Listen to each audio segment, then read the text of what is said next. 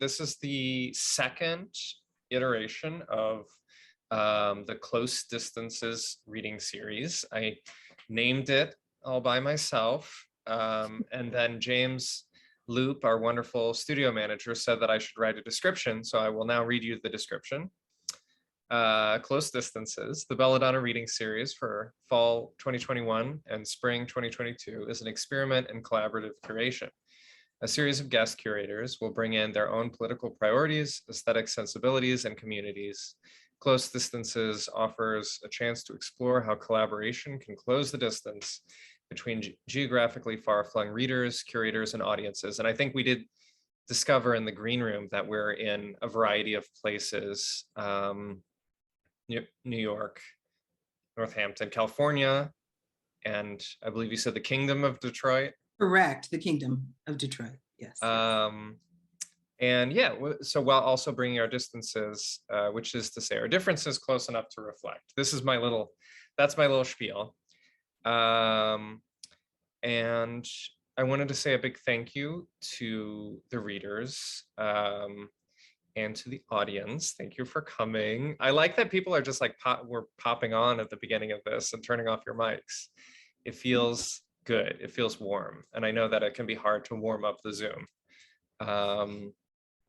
And I don't know if he's here, but now I'll just say it for the record, since we are being recorded, to put this on YouTube later, that a special thanks to James Loop, who's the Belladonna studio manager, whose vision and hard work touch every corner of Belladonna in its current iteration, and whose birthday it is today. So if you want to just say a quick like, woo, happy birthday, James, for the record. Thanks also to, yes, woo, James. We love you. Thanks to H.R. Hegnauer for designing the chaplets. Incidentally, you can pick them up at Belladonna, the Belladonna website. There's a little tab that says chaplets. And to my amazing collaborators in getting this event set up, Rebecca Ramdan and Catherine Sanchez. And then just as a point of order, I promise I'll stop talking soon. There's just a few sentences, and then we'll get to the amazing readers. There will be no Close Distances reading in January, but on January 9th, we will be having a Belladonna holiday fete, fundraiser, auction, reading of a bunch of different Belladonna folks. So, put that on your calendar, and I'll drop that in the chat, or yeah, I'll drop that in the chat in a minute. And yeah, lastly, I wanted to just introduce my co-curator for this month. I first met Anna Gurton-Wachter, I think on the internet, unless we read together at Unnameable, maybe. Anyway, I think as far as my memory goes, I think we first met on the internet and on the page, where her work gives me a feeling of recognition and affinity. I've since come to know her as a thoughtful editor, a generous co-curator, and a good egg. What am I saying these things? I'm saying that I feel enfolded in the we of poetry and friendship and collaboration with Anna. I had an instinct I could blurt out the words sociality and friendship, my undercooked initial version of a theme for this reading series. And Anna would know what I meant and who I meant, the sort of writers who manifest these qualities as values of poetic life. And sure enough, she did, or we did together. And here these readers are, and now she'll introduce them with a generous first person plural, generous enough, I believe, to invite us all in by the end of the evening. So I'll turn it over to Anna. Thank you so much, Zoe and Belladonna folk, and all of you for being here. It's true that Zoe brought up the idea of sociality and friendship, and then this is what came of it. And I'm just going to read what we wrote about setting up this reading. The initial prompt, which called these readers together, was to think about readers whose work reflects a sense of sociality and friendship. We thought initially of Gabrielle Seville's collaborative work with writers like Purvi Shah and Rosamund King, and of the way her poetics aim to create an invitation to open up space. We thought of Laura Henriksen's role as a facilitator of dialogues around feminism and poetics for the Poetry Project. We thought of her writing, which can have a casual chattiness and invites the reader to explore what intimacy means, how ideas of intimacy and togetherness are formed. We saw in Zefyr Lisowski's work a phantom self, a duplication, a haunting, all pointing towards a multiplicity that refuses to be alone. A poet who is not afraid to ask outright, "Are you listening?" and to bring a cultural figure like Lizzie Borden into closer view. What does it mean to make this famous murderess a friend? The more we thought about these writers, the more we seemed to see the idea of friendship, openness, and connection emanating from their work. And of course, who would hear these poets read and not immediately want to befriend them? Really, truly. We see a through line in how these writers all seem to weave a personal narrative and take it as expansive and outside of themselves as it might be possible to go, towards ghosts, towards other planets, towards a desire as yet untranslated, a through line of an insistence to find joy and seek pleasure, even at our lowest points, our measures of least commonality, towards a call to dismantle, as Lisowski says, the terms of our supremacies. Most of all, we are just really intensely excited about these three poets. So glad to bring them here today and hear what they have to read, everything they've written before and will read in the future. Thank you all so much for being here. Let's get on to the poetry.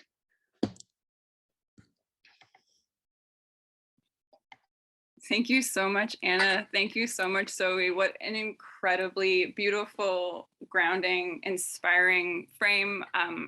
Thank you so much to everyone at Belladonna, Rebecca, Catherine, James. It's really like, I just think that there's nothing, truly nothing more beautiful than a Belladonna chaplet. And I really am overwhelmed and just by the honor. And I'm so excited to hear you read, Gabrielle and Zefyr. And I'm so glad to be with you all today on the solstice midwinter day, and really excited to get to share an excerpt from a long poem with you.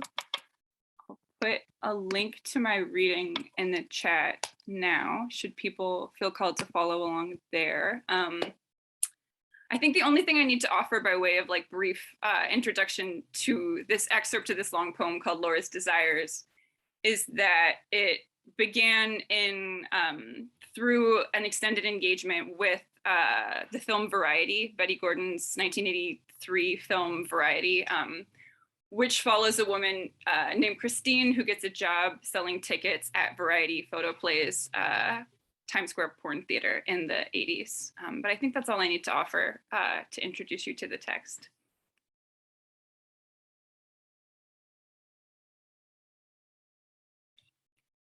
It's my birthday. I wake up and clean cat shit off the wall, go out to fill the birdseed, fantasize myself the mother of the world, wrapped in a shawl, listening to children argue about character in the back seat, turning an orange this way and that across the counter.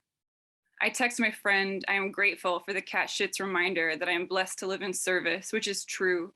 Another mostly futile practice that is the only available relief from the agony of having been born. In the lobby of Variety, there's a poster for a movie called Laura's Desires. Seeing it, I think, I'm gonna write that poem. It'll be me and my desires, my alienation from my desires, my attempts to fulfill them, both successful and failed. Laura's Desires is a late 70s German porn. I don't speak German, but basically Laura is sitting at the beach, dreaming of a vacation to Hamburg where she has sex under a variety of circumstances with a number of people. The movie takes place almost entirely within this narrative frame, and I suspect that if I understood the language, I could more easily discern if she were reminiscing or envisioning to fill the space of her beach day. Laura is delivered directly from the airport to a sexy photo shoot where she watches another woman dressed in diamond-studded lingerie posing for a camera with a phallic tube light she gazes at in astonished wonder and then puts between her legs like she's about to fly away. Laura can't believe her luck. A soft blurring around the edge of the frame signals the start of fantasy within fantasy. Laura is on top of this diamond woman, a necklace hanging from her neck, tracing a message in silver across the woman's breasts while they kiss. Soon they are both naked, except for their necklaces, and Laura is between the woman's legs, elated, and then the fantasy ends, along with the photo shoot, and Laura greets her friend, the photographer. She follows the model to her dressing room, where she finds her smoking at a vanity. Laura sits between the model and her mirror, next to lipstick and tissues. They kiss. Laura goes on to have sex on a variety of 70s leather couches and small airplanes, cars, at dinner parties. Basically, she has a great vacation. The Hamburg passage of the movie ends with a naked woman delivering a tray of orange juice to guests after an orgy. The camera zooms in between the glasses and onto her breasts, getting closer and closer until it's no longer possible to recognize the image beyond the soft tones of orange and peach, dissolving back to the shore where Laura is dressed in white, walking into the sunset like a bride, but alone, wondering where she goes from here. I wasn't named Laura for any particular reason beyond my mom's fondness for the name, which is cool. I like fondness. There's Petrarch, of course, creating a whole cosmology and poetic form for a Laura who he saw some Good Friday from a distance and then obsessed over for the rest of his life, haunting Laura in church and on her walks. Of course, no one now is certain who his Laura really was, if she really was, if her name was really Laura, but she might have been Laura de Noves, the virtuous wife of Count Hugh de Sade, ancestor to the Marquis de Sade. The style of writing Petrarch created to describe his desire for Laura, composing famously in Italian vernacular so he could really tell the people about his longing, is called cathexis. It refers to the concentration of intense mental energy on a single person, a fixation on the regenerative force of desire, here endlessly renewable because endlessly deferred, perfect and undying on the page, smudged with oil from Petrarch's humanist fingers. I don't know if we can really think of these as seduction poems, which are more like speech acts attempting to precipitate an event, to enact a transformation in the world, to get the lady to descend from her tower and fool around in the forest of being young and in love. Because rather than some unfortunate and hopefully temporary delay, here it seems the state of being unrequited is intrinsic to Petrarch's desire. Longing is itself the longed after event. Petrarch doesn't just write about Laura, he writes about the air that touches her, ground that falls beneath her, projecting himself into the rocks she stomps across in a semi-passive obsession fulfilled by fantasy alone, content to look a little, imagine a lot. Through his cathexis, all of this energy is concentrated in a single vehicle, and yet the vehicle itself is ultimately irrelevant, more anonymous than a theater balcony hookup, because while a blowjob might be delivered by anyone, the singularity of their spit and throat and tongue and lips makes theirs for a moment the only mouth in the world. They are the only one they could be. But in Petrarch's sonnets, there is no specific material embodiment around which his dreams coalesce, even temporarily. Outside of his poems, his Laura doesn't exist. That consummation was not the point seems all the more likely given that the poems continue long after Laura's death, extending his idealization of her ever more easily because now she is even farther away. We don't know how she felt about being a muse, although I think we can guess she felt somewhere in the range of annoyed to terrified. But then, I mean, maybe adoration from a distance was her thing. One can hope. I was reborn to mow and cherry, not knowing who was on their way or how they would change my new circumstance. I think it was brought in by the mist, obscuring the statues, exposing the telos of grandeur's inevitable faults. Pretty as a picture of the municipal water tower abandoned by the city in 2004, but never by the teens. Undeterred, I enter the circuitry of your family. Tell me 4 things you are sad about right now. It's hardly surprising that I find the closeness of chance and fate so fascinating, since one rules all on earth and the other is a trick.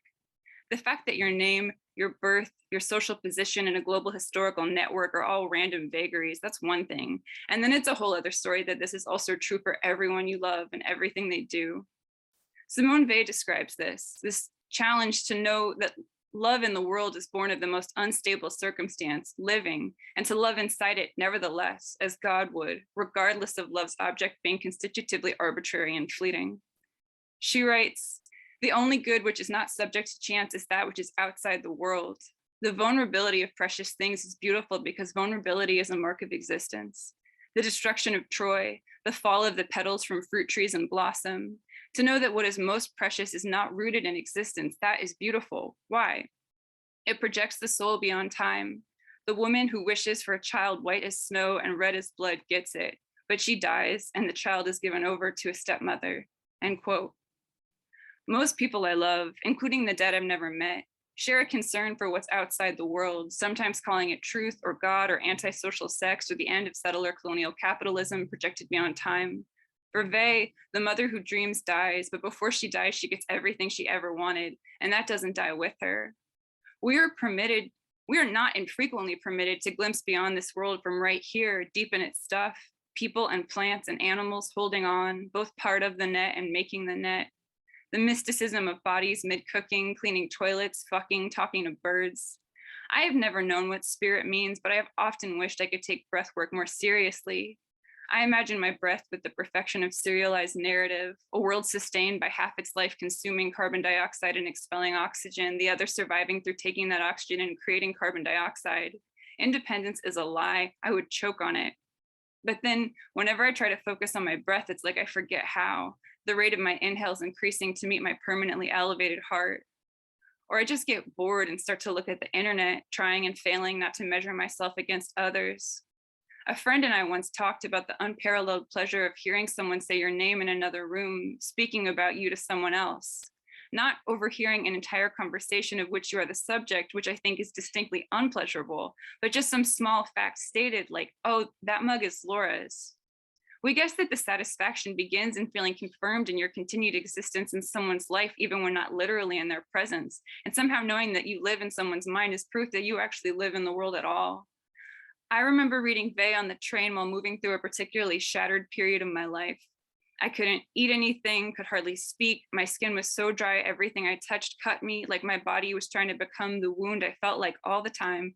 And now, whenever I return to my copy of Gravity and Grace, little reddish brown spots on every page remind me that I'm alive. Once I was taking the train to a place I felt really nervous to go, when another woman got on, also radiating her anxiety like a halo of perfume.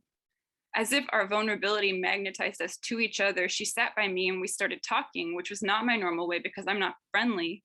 She was carrying a suitcase and dressed like she was ditching a ball. She told me that her mother had died.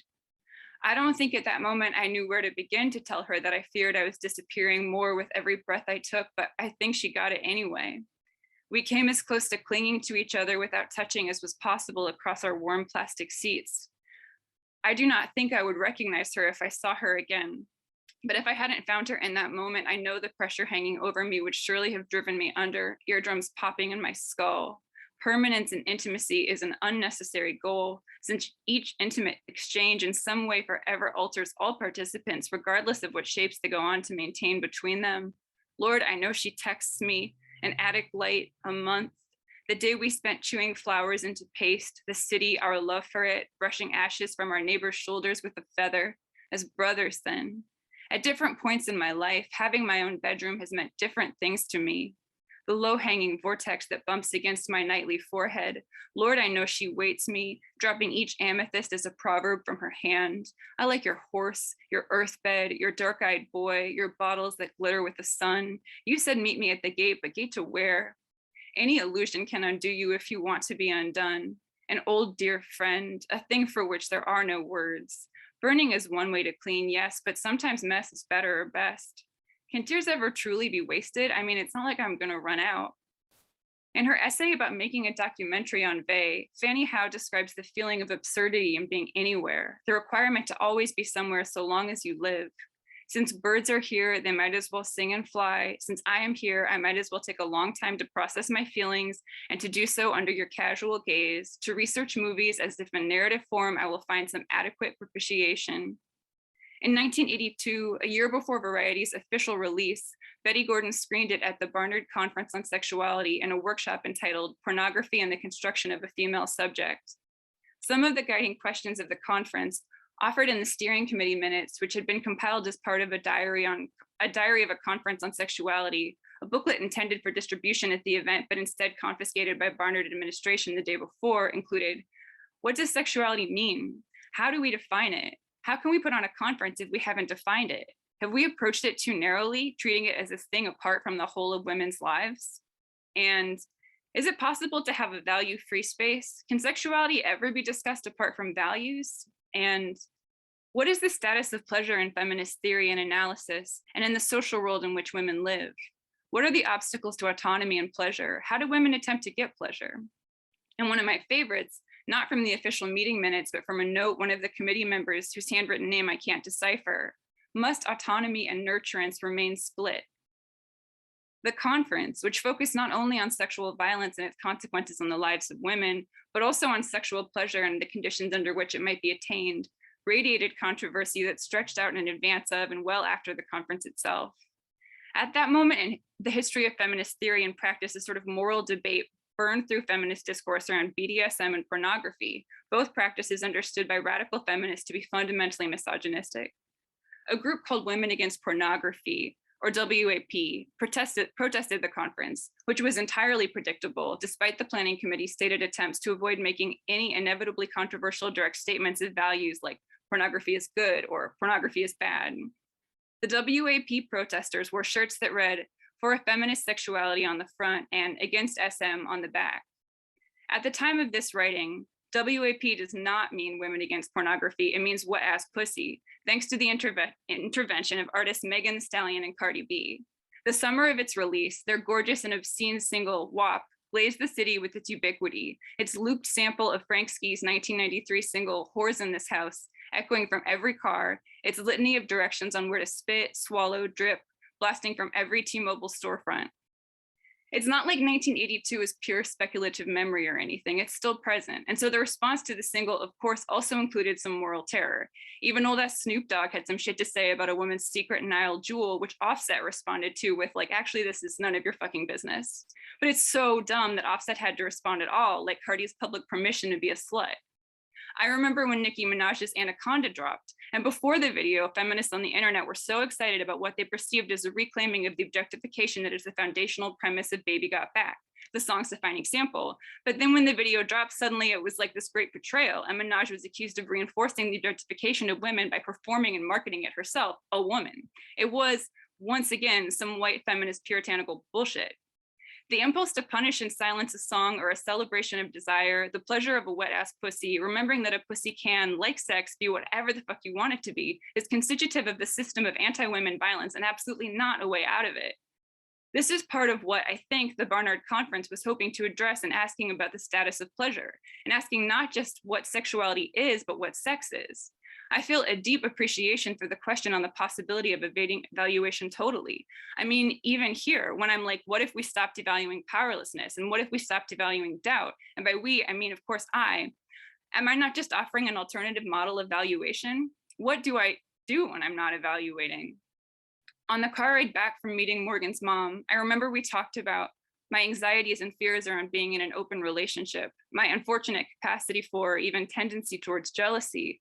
And then I was quiet for a while, passing trees and ditches and medians. And then we talked about the possibility of a language that would emerge singular and specific to each new encounter, a way to escape the tyranny of identification through static categorization, a fundamental instability that would demand a different level of collective responsibility for words, but would also perhaps offer a transformative liberation of meaning making, and so also the world, which is made of meaning. We got candy and coffee at a rest stop, and I felt the hot possibility of balance between total resolve and an unfixed and endless unresolution. It was early January, and I was so brave. If gasping between waves can be said to be brave, I'll stop there. Thank you so much.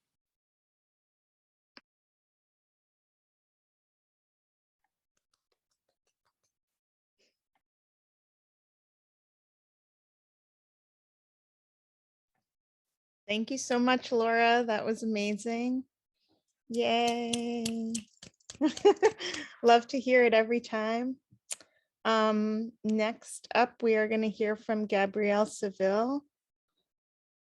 You are invited to leave Earth with us.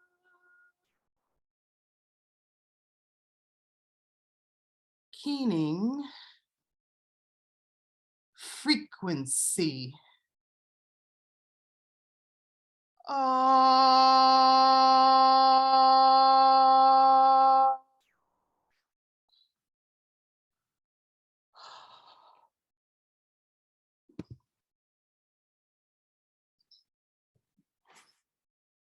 So, in the chat, what do you know about Jupiter?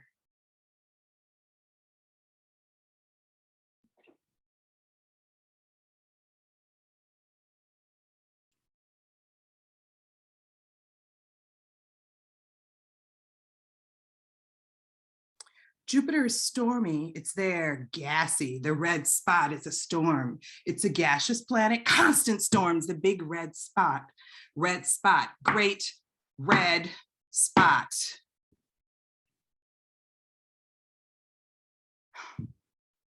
What do you want to know?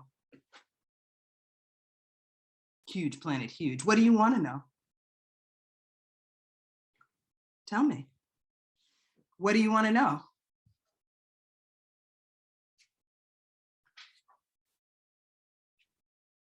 Ooh. Gravity on Jupiter is intense.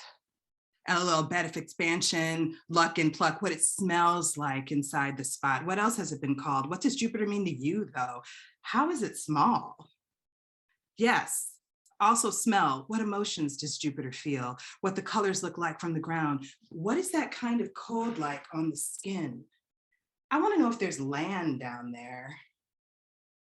What's its chemical composition?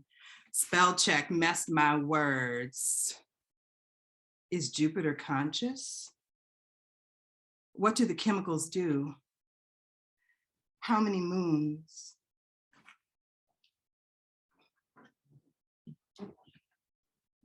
I've come back with some research.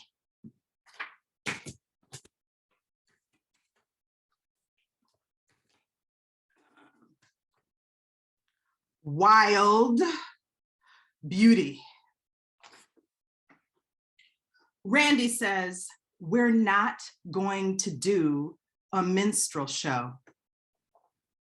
Fox, prioritize intuition to welcome the emotional spectrum. Tap into it for people. Neve, intention emerges as through movement. Synesthesia, rather than trying to analyze or glean a conclusion before it's ready, lean into the complexity of people moving together, our bodies moving together. Gabrielle says, things tumbling from dreams.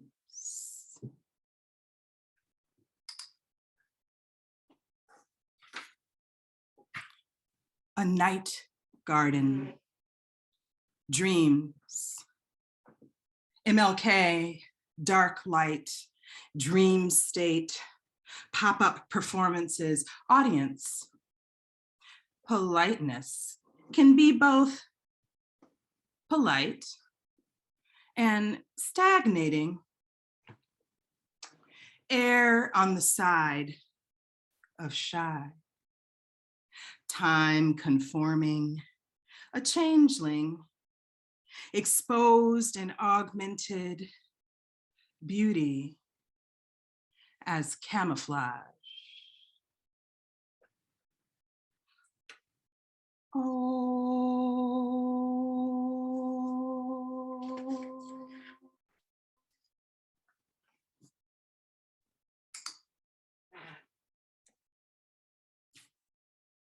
How many African nations can you name? All right, in the chat. How many African nations can you name?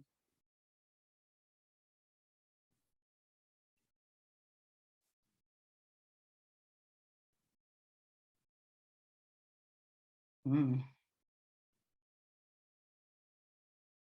Ghana, Namibia, Morocco, Tunisia, Botswana, Chad, Nigeria, Morocco, Togo, Egypt, Algeria, Nigeria, Ethiopia, South Africa, Eritrea, Lesotho, Djibouti, Benin, Morocco,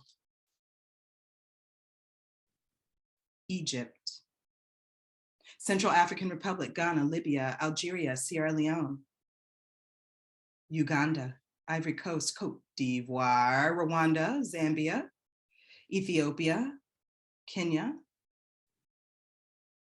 Zimbabwe, Sudan. What can you say about your interior life?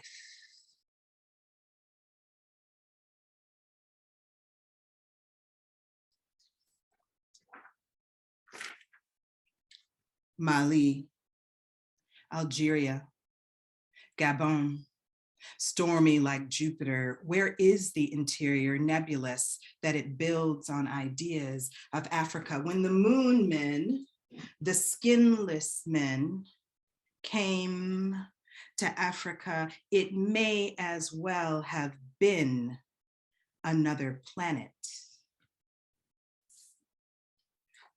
Just look at this photograph.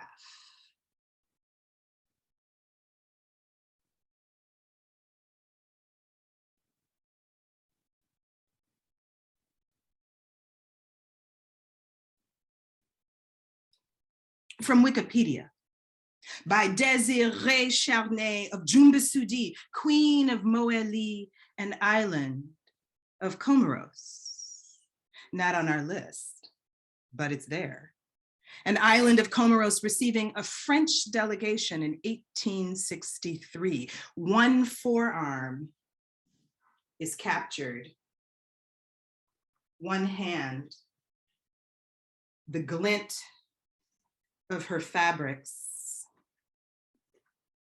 her swathed retinue crouched and standing, some faces bare, a couple blurred, not her face, helmeted, veiled, so far away, close distances, so far away, we can only see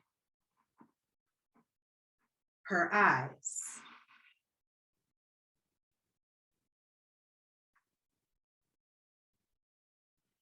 The image exists in the public domain.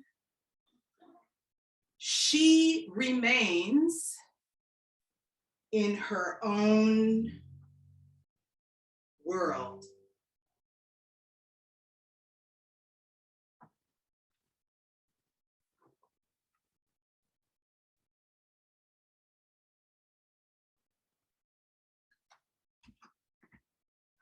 Thanks, everyone. Happy solstice. And thanks to Zoe and Anna for the invitation, and for everyone at Belladonna for the chaplet, for the series, and all of you for being here. Thank you.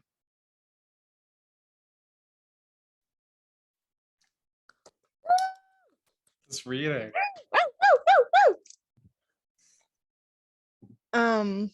Thank you so much, Gabrielle. And next up we have Zefyr Lisowski. In case you haven't seen, I've been putting the text, or we've been putting the texts from what people are reading, in case you want to follow along in the chat. Zefyr, take it away. Thank you. Both of y'all were incredible. I really love the work that Belladonna does so much, and I really love the work that contributors to this Belladonna reading have done tonight. This has been really incredible. Before I start reading, I tend to talk kind of softly at times, which lends itself well to intimacy, but doesn't always lend itself well to the facsimile of intimacy through technological means. So I just wanted to check in. Can everyone hear me all right? Incredible. I have a copy of what I'm reading, with the exception of the first poem. everything I have not read before. Everything's essentially completely new. Not this, though. Girl work. I pay my rent and go to the rent store. I buy a new, shiny rent. I buy a tight-fitting outfit to tell myself I am rent. The weather's shiny, the sun flecked with little bits of wealth. Hello, I'm looking for feedback, and also rent. Is my body managed with sufficient affect? Has my pour been concealed craftily enough? Open your mouth and pour your riches onto me. Someday they will own this too. I'm reading some shorter poems and then I'm ending with a longer piece. This is a shorter poem, or maybe it's part of a longer piece, but I'm reading an excerpt, so you won't really know the difference. It's called Seance. That's a working title. The process of becoming sick may be familiar to you, or it may not. First, I had unexpected pain. This is not to be confused with previous unexpected pains. Actually, unexpected pain had continued back for as long as I can remember. This is how it happened. I was dating an Aries at the time, her body covered in vast mappings of tattoos, tracing my tongue across the tips of them. I'd bury my nose in the musky center of her scent. My father had died a summer ago. Once, on the way back from her house, I felt a sharpness in my wrist. I thought it was an issue with my bike. I thought my handlebars were improperly adjusted. I felt this pain as I biked through the deep park between her place and mine.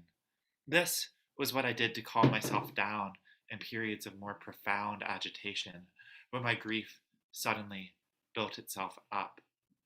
I would get on my bike and cycle through the park. I would look at the moon. Some say pain is merely a function of delayed grief, but having watered both, I can tell you the metaphor fits, like most, only imprecisely. This was also the summer I lost all of my work. It tumbled out of my canvas bag that I toted my jobs around in, and suddenly I had no money. I thought of our branches twining together like bodies in assembly, and overwhelmed with time, I took a day off to rest. Then a week, then a month. The Aries moved back to Massachusetts at the end of the summer, and we would text our little jokes back and forth. My body, it takes the things that are given to it. In the park, I dreamt of a phantom self, moving through walls without pause or ache. I dreamt of a me with all the freeness I had become accustomed to. I spent all night there, but it still entered my dreams as well. This is how it happened. First, my wrists felt ill. Then, my legs. Then, everything. When I became discomforted in my economic situation, I pursued illicit work. I became craven in the uses I fashioned for my body. I booked dates flashed whole online.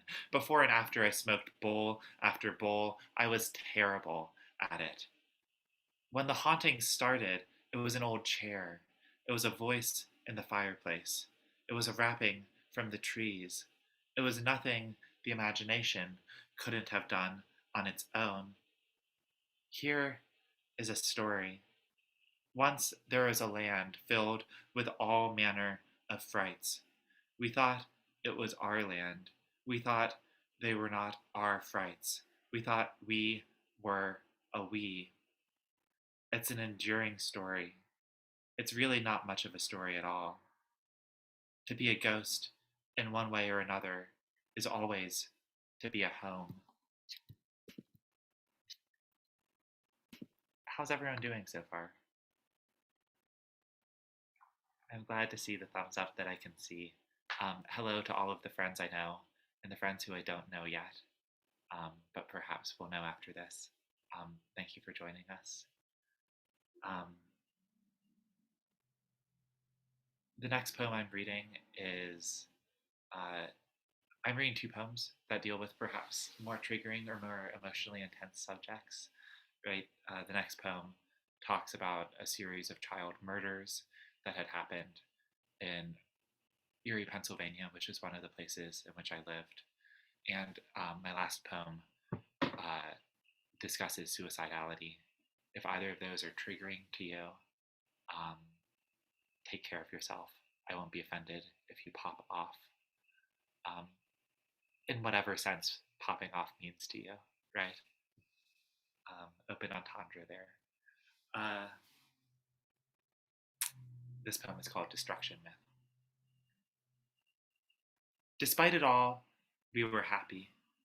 A drowned child found by the riverbed last year, a child abducted and held and drowned.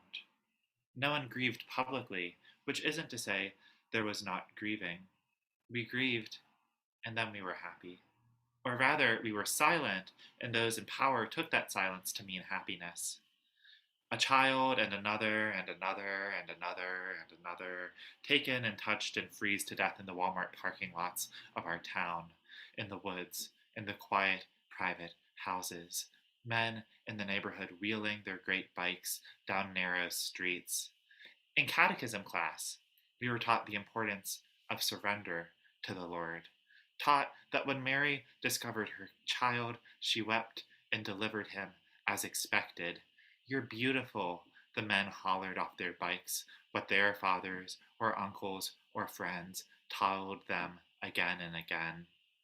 In catechism, we learned nothing destroys will faster than being told to surrender again and again.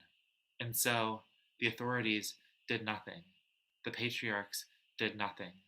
It continued. In our quiet, private town, I went to class. I went home.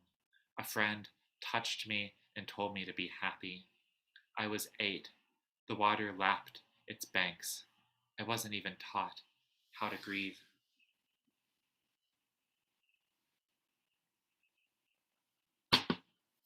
This next poem is about being taught how to grieve. It's the second to last thing I'll be reading.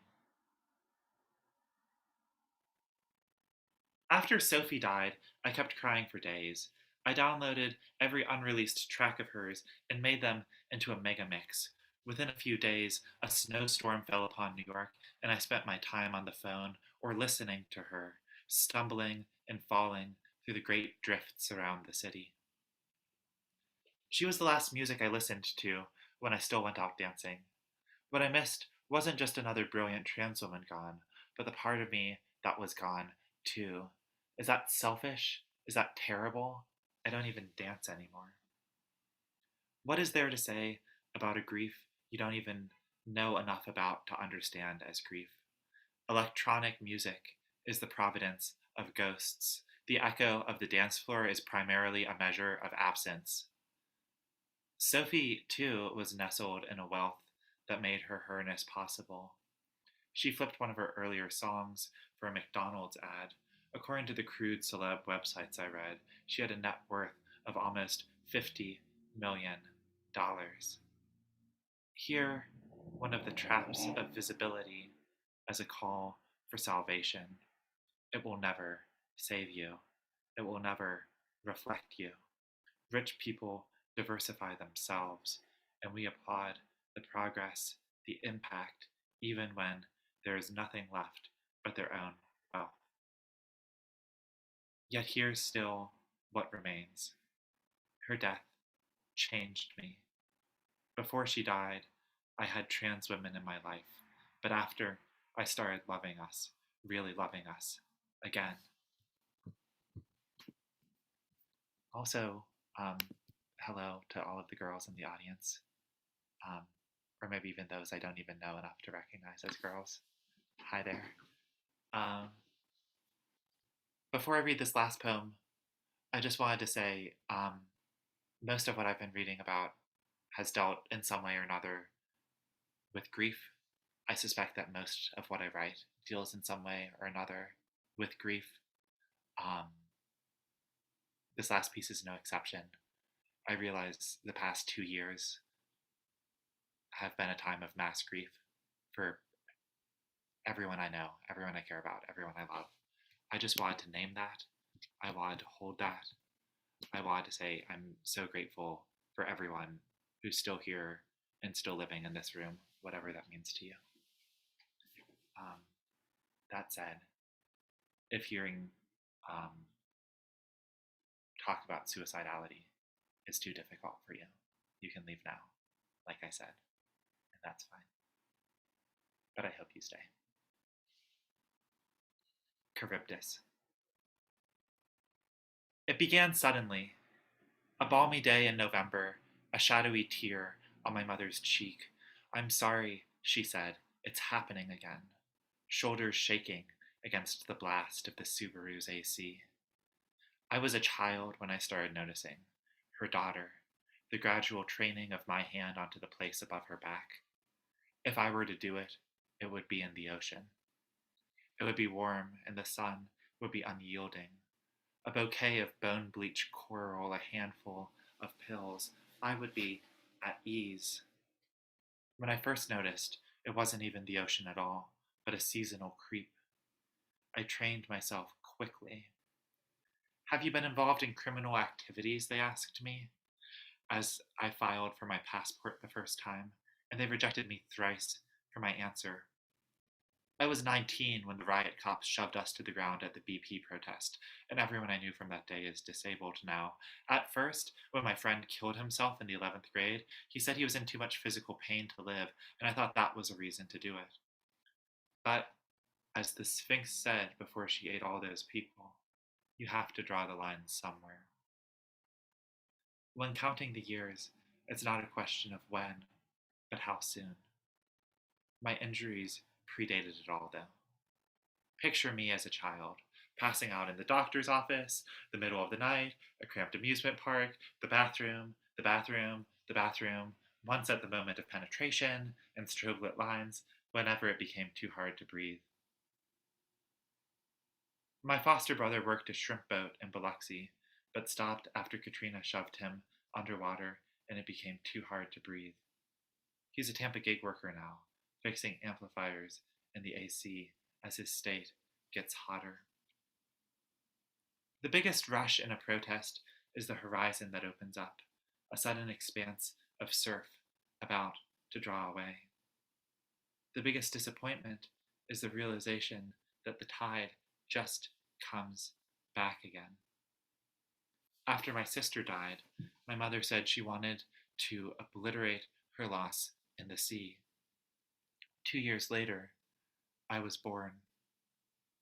In other words, if my mother did it, the water would be warm and there would be no me. For the past 27 years, I've pictured the future my sister never saw. A hotter planet, a smaller beach. I mainly keep living out of spite. After the state shoved us to the ground, I told myself the repression meant we were doing something worthwhile. But that doesn't mean the repression didn't work anyway. Now, when counting years, it's not a question of when, but how soon. At 19, I would mask up, Sharpie the Lawyers Guild number onto my sweat-slick stomach before heading out into the streets. And then, as an afterthought, in neat bubble letters below it, kill the self that wants to kill yourself. When I first learned about it, I wondered why the ancient Greek navigators who knew all about all those sphinxes and whirlwinds kept piloting to their end, but maybe that's why. The joy of finding the least resistance of a way out. On the island, I'd dig into the dirt, and because we were below sea level, mud would rise out of the ground until I was wet with slop. My sister did the same thing, but would pull out scorpions on sticks, holding them up to crowds of children nearby. There's nothing to be afraid of, she cooed. She was 19 when the car crushed her to death. An entire ecosystem echoing in the November heat until nothing is left. One scorpion, then the next, wriggling up the branch and dancing down my sister's arms. Maybe the trees will do a better job of governing this planet, a friend says, bodies twined like branches in assembly. To be disabled is to know your body has already been marked by its refusal to go along with the expected order of things. Our little boat's circling downward, chopped open by the chop and heft of the surf, claws clicking, awaiting the moment of quiet at the bottom of the maw. That has to count for something. Living at last until we don't. Thank you.